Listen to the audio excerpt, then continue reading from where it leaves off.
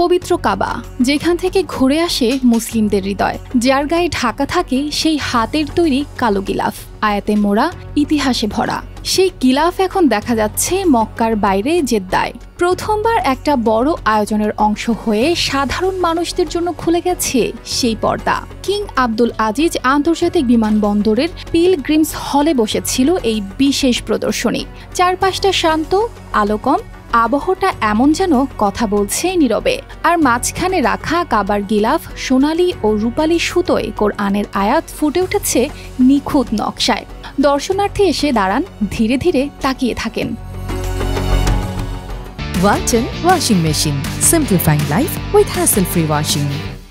কারো চোখে জল, কারো মনে বিস্ময়, কারণ এটা শুধু একটা কাপড় না, এটা যেন সময়ের মধ্যে লুকিয়ে থাকা একটা স্পর্শ।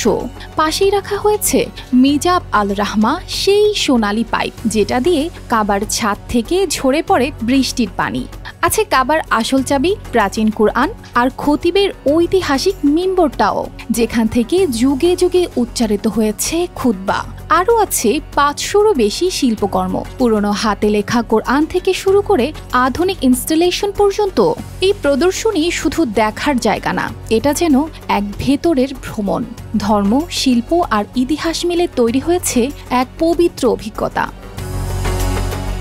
এভাবে কাবার গিলাফকে সামনে নিয়ে সৌদি আরব যেন এক নতুন দরজা খুলে দিল, যেখানে শ্রদ্ধা, ভালোবাসা আর ঐতিহ্য এসে মিশেছে এক জায়গায়।